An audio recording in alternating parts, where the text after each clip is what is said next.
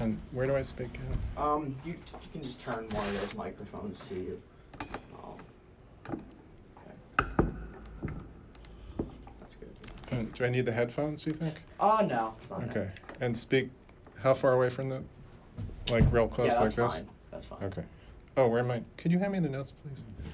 We're Thanks, sorry. listening to WKCR Thank you. FM New York, and WKCR HD1 online, 89.9 on the FM dial, and you can reach us online at WKCR.org.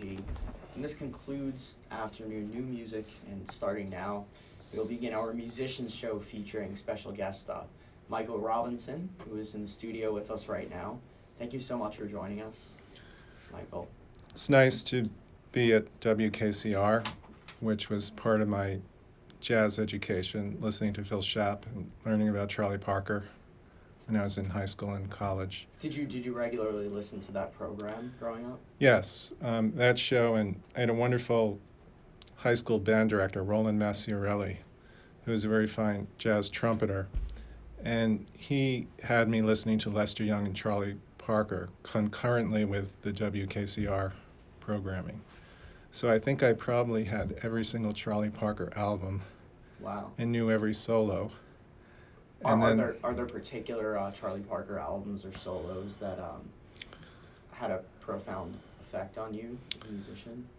Well, I was in a jazz combo in high school, and we were playing How High the Moon, and it didn't really make much sense to me until I heard Charlie Parker's live recording of it. I think he only takes 2 or 3 choruses on this particular live recording, but because I could hear the melody concurrently with his improvisations, all of a sudden the incredible abstractions he was doing rhythmically and melodically and harmonically and expressively began making sense to me. So that was the entrance into the world of Charlie Parker.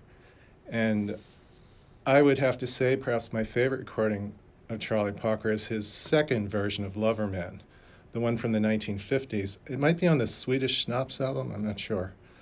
And it's just an incredibly passionate and expressive recording.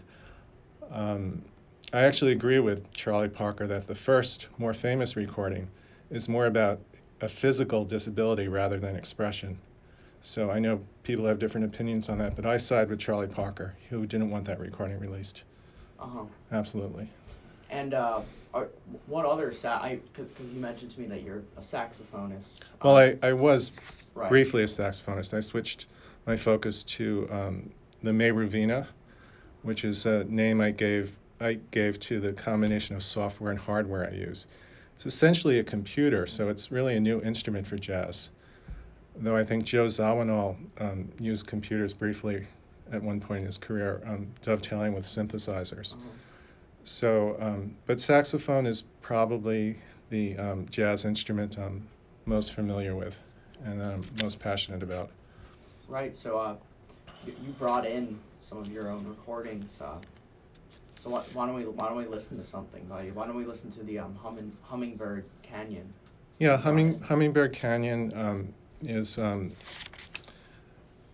uses a Hindustani tat, Bilaval tat, and following my studies in jazz with Lee Konitz and other people, I was very fortunate to study within the Ravi Shankar Gharana with his senior disciple, Hari Har Rao, who earlier taught Don Ellis and Ed Shaughnessy and Brian Jones of the Rolling Stones and John Densmore and Robbie Krieger in the domain of rock.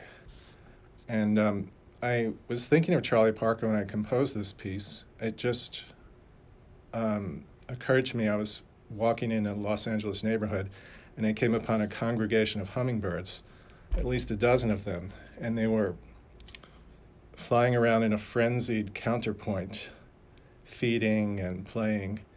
And that's when I had the musical idea. And then it seemed that the hummingbird is the bird perhaps closest to Charlie Parker's nickname bird, because it is the fastest metabolism of any mammal. Only insects have faster metabolisms. And Charlie Parker, of course, is famous for his great virtuosity, Right. though it's virtuosity with substance, always. Oh, yeah. So this is a piece about virtuosity. It uses Belaval touch, which essentially is a C major scale. Though Let's it's give it a not in that listen. key, but that's what they call it in India. Let's give it a listen. For those of you just tuning in, this is WKCR FM New York, WKCR HD1 online, 89.9 on the FM dial, and you can reach us online at WKCR.org. And this is our Wednesday musician show featuring Michael Robinson, and we're going to listen to his Hummingbird Canyon right now. So please stay tuned, and I hope you're enjoying the show.